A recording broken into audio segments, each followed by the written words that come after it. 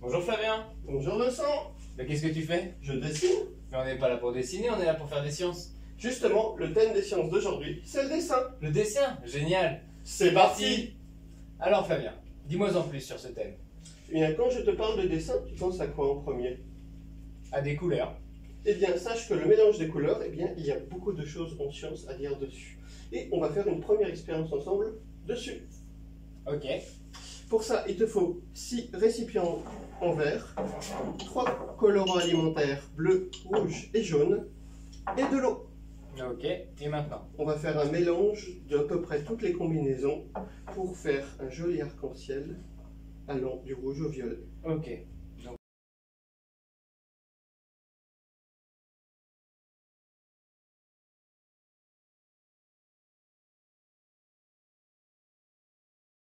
Remplir à peu près équitablement tous mes récipients.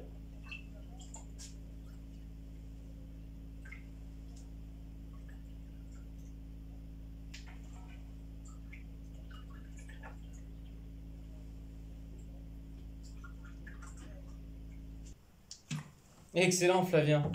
De 3 couleurs, on est arrivé à 6 couleurs bien distinctes. J'imagine que ces couleurs se sont additionnées? Alors, c'est l'inverse, elles se sont soustraites. Soustraites. En réalité, les couleurs peuvent se mélanger de deux manières possibles. En peinture, quand tu mets une couleur, eh bien, c'est une couleur qui va absorber. La lumière blanche, elle est faite de toutes les couleurs. Toutes les couleurs sont absorbées, sauf celle que tu as déposée, ici du rouge. Du coup, seul le rouge repart. Et c'est celle-ci que perçoit mon œil. Tout à fait. D'accord. Donc, j'imagine que si je mélange toutes les couleurs, elles s'absorbent toutes et je n'ai plus de couleurs. Tout à fait, ça fait du noir. Ok, essayons. Essayons. C'est parti.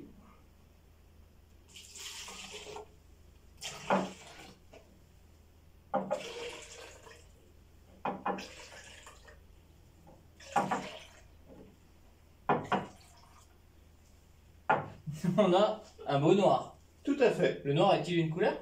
Alors le noir, en couleur, en peinture, c'est quand toute la lumière est absorbée et que rien n'arrive à ton œil. D'accord. On peut donc en conclure qu'en matière, toutes les couleurs mélangées donnent du noir. Exactement. Mais nous avions vu lors d'une précédente vidéo qu'en lumière, toutes les couleurs mélangées, elles, donnent du blanc. Exactement. Maintenant, on va créer une application concrète et amusante de ce qu'on vient de voir. Allons-y.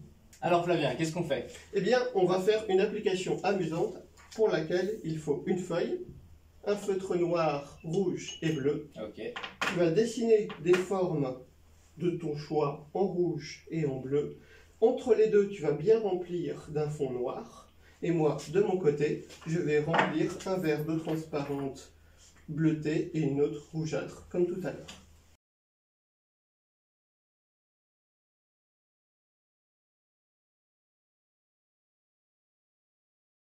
Voilà Flavien, des ronds rouges, des triangles bleus sur un fond noir. Exactement ce qu'il faut. À quoi nous sert le fond noir? Eh bien, on va voir ça ensemble après avoir fait l'expérience. Tu vas prendre ce gobelet, regarder ton dessin à travers.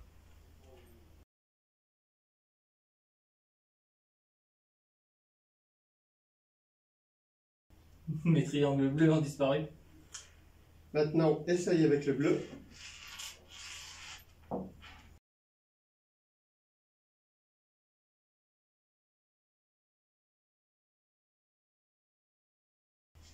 Et maintenant, ce sont mes ronds rouges qui ont disparu.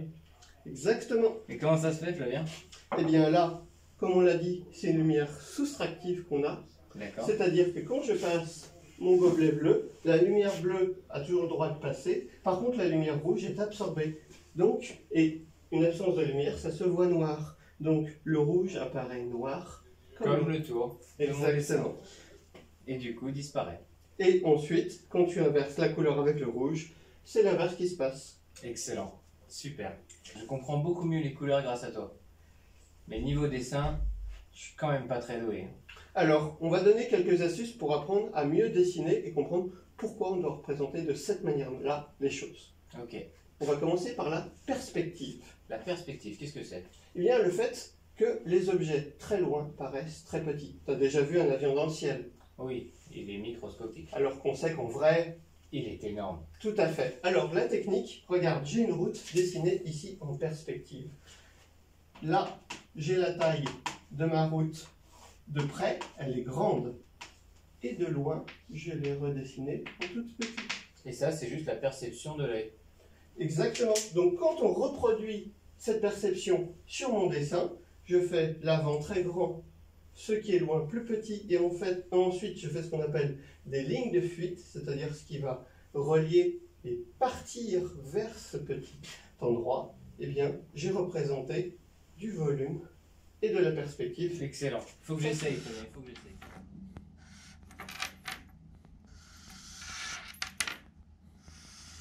Et là, si tu veux faire les carrés de la route, ils sont tout petits proches à la fin et très gros éloignés devant nous.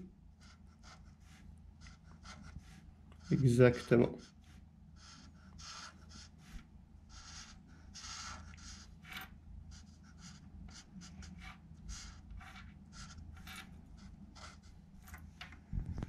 Donc là, je peux éventuellement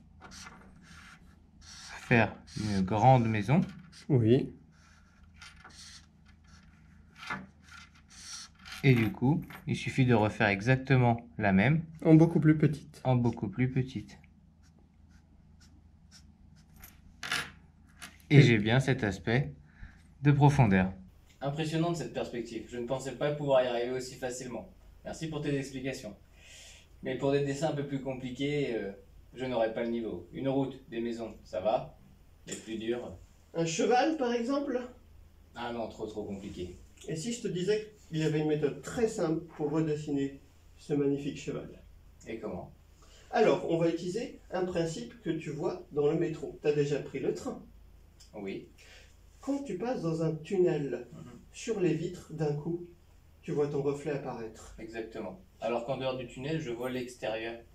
Alors, parce que quand la lumière qui vient de toi arrive sur la vitre, elle rebondit et revient à ton visage. Elle le fait tout le temps, mais quand le train est dehors, une lumière beaucoup plus importante traverse la vitre et vient occulter, disparaître, parce que l'autre est négligeable.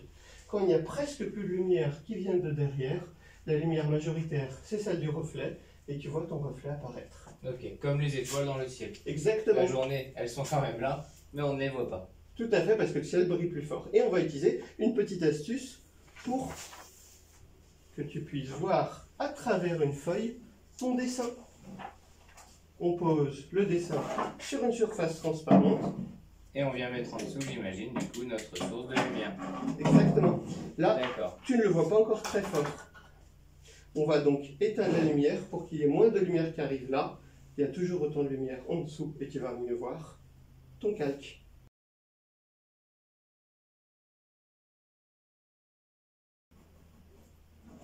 Voilà Flavien, c'est terminé. Pas mal, non? Pas mal du tout même. Un sacré dessin, alors que je n'ai aucune connaissance. Ça, c'est une astuce qui peut être utilisée pour créer des modèles ou créer une base, voir les proportions réelles des choses.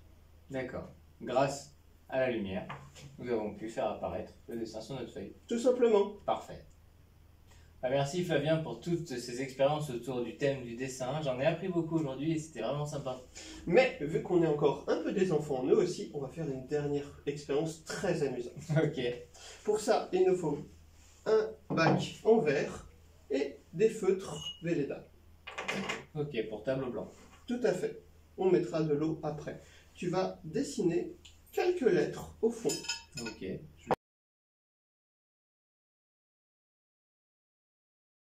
Et maintenant? On attend quelques secondes que ça sèche.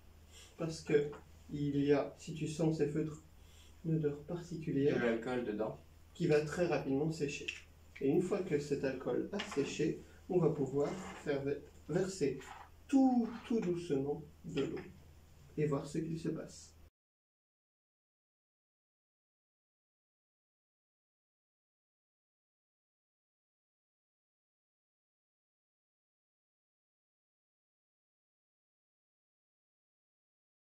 Excellent Flavien.